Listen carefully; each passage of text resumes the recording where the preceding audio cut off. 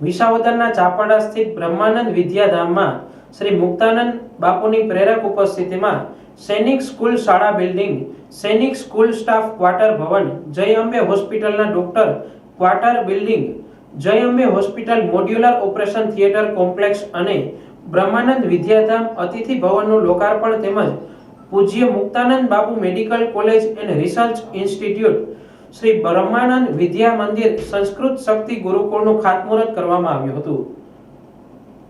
કેન્દ્રીય ગૃહ અને સહકારિતા મંત્રી શ્રી અમિત શાહે આ અવસરે આનંદની લાગણી વ્યક્ત કરતા કહ્યું હતું કે શ્રી મુક્તાનંદ બાપુના નેતૃત્વમાં બ્રહ્માનંદ ધામમાં 4000 થી વધુ વિદ્યાર્થીઓ અભ્યાસ કરે છે। શિક્ષણ ઉપરાંત અન્ય માનવ સેવાના કાર્યો સંસ્થામાં આગળ વધી રહ્યા છે। શ્રી મુક્તાનંદ બાપુએ કચ્છ કંડલામાં સેવા કાર્યો પણ કર્યા છે। આ અંગે આનંદ વ્યક્ત કરતા વધુમાં વધુ કે મુક્તાનંદ બાપુએ મહાકુંભમાં પણ સેવા કાર્ય કર્યા છે। મહાકુંભમાં સરકાર દ્વારા સારી વ્યવસ્થા કરવામાં આવી તે અંગે શ્રી મુક્તાનંદ બાપુએ વાત કરી। એ સંદર્ભમાં ગૃહમંત્રી શ્રીએ કહ્યું કે મહાકુંભે ભારતની સનાતની સંસ્કૃતિનો મજબૂત સંદેશ સમગ્ર વિશ્વને આપ્યો છે। વડાપ્રધાન શ્રી નરેન્દ્રભાઈ મોદીના નેતૃત્વમાં આઝાદી પછી જે પેન્ડિંગ પ્રશ્નો હતા તેનું નિરાકરણ આવ્યું છે। રાષ્ટ્રની સુરક્ષામાં દેશ કટિબદ્ધ છે। વડાપ્રધાન શ્રી નરેન્દ્રભાઈ મોદીના નેતૃત્વમાં દેશ મજબૂત બન્યો છે। 10 વર્ષ પહેલા ખેડૂતો માટે માત્ર 22,000 કરોડ હતા। હવે શ્રી નરેન્દ્રભાઈ મોદીના નેતૃત્વમાં તેનાથી 6 ગણા એટલે કે 1,37,000 કરોડ અને 25 લાખ કરોડ ખેડૂતોને લોન આપવામાં આવ્યા છે। તેમ પણ જણાવ્યું હતું કે દેશની સાંસ્કૃતિક વિરાસતોના વિકાસના સંદર્ભમાં કહ્યું કે કાશી કોરિડોર અને વિકાસ કાર્યો, રામ મંદિર નિર્માણ અને સોમનાથ મંદિર પણ સુવર્ણ જડિત થઈ રહ્યું છે। આજે સોમનાથ મહાદેવના દર્શન, કોડીનારમાં સુગર ફેક્ટરીનું કાર્ય અને આજે સૈનિક સ્કૂલ બિલ્ડિંગનું લોકાર્પણ, આ મહત્વના કાર્યો આજે થયા તે અંગે આનંદની લાગણી વ્યક્ત કરી હતી। ઔરંગઝેબે તોડેલું કાશી વિશ્વનાથનો મંદિરનો કોરિડોર ફરીવાર બનાવવાનું કામ થયું અને અનેક વાર આક્રમણખોરોએ તોડેલું આપણું સોમનાથ એ પણ સોનાનું બનાવવાની શરૂઆત થઈ ચૂકી। મિત્રો, એ પણ સોનાનું વર્ષોથી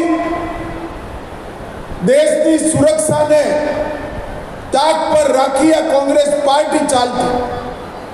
પાકિસ્તાનથી આતંકવાદીઓ રોજ આવીને બોમ્બ ધમાકા કરી જતા, કોઈ જવાબ નહોતો। નરેન્દ્રભાઈ 2014માં વડાપ્રધાન બન્યા, 15માં ઉરી ને પુલવામામાં હુમલો કર્યો। પાકિસ્તાનના આતંકવાદીઓને હતું શું થવાનું છે એમને ખબર નથી। વડાપ્રધાન બદલાઈ ગયા, સરકાર બદલાઈ ગઈ, નરેન્દ્ર મોદી વડાપ્રધાન છે। 10 દિવસમાં સર્જિકલ સ્ટ્રાઇક અને એર સ્ટ્રાઇક કરી પાકિસ્તાનના આ પ્રસંગે શ્રી મુક્તાનંદ બાપુએ રાષ્ટ્રપ્રથમની ભાવનાને આત્મસાત કરી દેશને મજબૂત બનાવવા માટે આહુતિ આપવાનું આહવાન કરતા કહ્યું કે રાષ્ટ્રધ્વજ અને બંધારણનો આદર તથા દેશ માટે વફાદારીની અનિવાર્યતા છે। તેમ પણ જણાવતા કહ્યું કે સદીઓ બાદ દેશને સારું નેતૃત્વ પ્રાપ્ત થયું છે। પ્રધાનમંત્રી શ્રી નરેન્દ્રભાઈ મોદી અને ગૃહમંત્રી શ્રી અમિતભાઈ શાહ ભારત વર્ષને ઉન્નતિના શિખરો પર લઈ જઈ રહ્યા છે। દેશને વિકસિત હરોળમાં પહોંચાડવા માટે જરૂરી કાર્ય કરવામાં આવી રહ્યા છે। ઉપરાંત શ્રી મુક્તાનંદ બાપુએ કહ્યું કે ગૃહમંત્રી શ્રી અમિતભાઈ શાહે દેશની આંતરિક સુરક્ષાઓ ખૂબ જ મજબૂત બનાવી 370ની કલમ શાંતિપૂર્ણ રીતે દૂર કરી છે। તેમણે કહ્યું કે સરકારે ગિરનારના વિકાસ કાર્યો માટે ₹100 કરોડથી વધુનું અનુદાન આપ્યું છે। સાથે જ ગિરનાર ભારત વર્ષમાં એક આગવી ઓળખ બને તે દિશામાં કામગીરી પણ કરવામાં આવી છે। આ પ્રસંગે શાબ્દિક સ્વાગત કરતા જૂનાગઢ જિલ્લા સહકારી બેંકના ચેરમેન શ્રી કિરીટભાઈ પટેલે કહ્યું કે જૂનાગઢ અને ગીર સોમનાથ જિલ્લાના નાગરિકો માટે આજનો દિવસ ઐતિહાસિક છે। વર્ષોથી કોડીનારની સુગર ફેક્ટરી મિલ બંધ હતી। આજે દેશના ગૃહ અને સહકારિતા મંત્રી શ્રી અમિતભાઈ શાહના હસ્તે ફરી શરૂ થઈ છે। જેનો જૂનાગઢ અને ગીર સોમનાથ જિલ્લાના શેરડીનું વાવેતર કરતા ખેડૂતોને ફાયદો થશે. ઉપરાંત શ્રી મુક્તાનંદ બાપુના સામાજિક શૈક્ષણિક ક્ષેત્રે સેવા કાર્યનો ઉલ્લેખ કરતા કહ્યું કે શ્રી મુક્તાનંદ બાપુએ ઝારખંડ, છત્તીસગઢ જેવા નક્સલ પ્રભાવિત રાજ્યમાં પણ વિનામૂલ્યે શિક્ષણની સુવાસ પ્રસરાવી છે. આ સાથે બ્રહ્માનંદ પરિવારના દેશ વિદેશથી વર્ચ્યુઅલી જોડાયેલા સેવકોનું પણ સ્વાગત અભિવાદન કર્યું હતું. આ પ્રસંગે શ્રી બ્રહ્માનંદ વિદ્યાધામ સાથે જોડાયેલ શ્રી ગીજુભાઈ ભરાડ, શ્રી અજયભાઈ ગુડકા, શ્રી નવીનભાઈ પટેલ, શ્રી અર્જુનસિંહ રાઠોડ, શ્રી સંજયભાઈ વઘાસિયા સહિત લોકોએ મોટી સંખ્યામાં ઉપસ્થિત રહ્યા હતા. આજે છે અતિથિ ભવનનું લોકાર્પણ અમિતભાઈ શાહને હાથેથી થયું.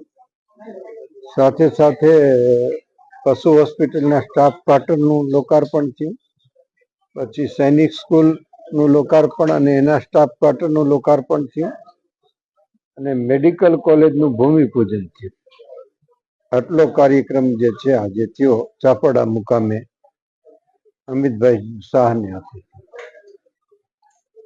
અને ભવિષ્યમાં મેડિકલ સેવાઓ વધારે ઉપલબ્ધ થાય એની માટે 450 બેડની હોસ્પિટલ તૈયાર કરવામાં આવે છે. અત્યારે કામ ચાલુ છે.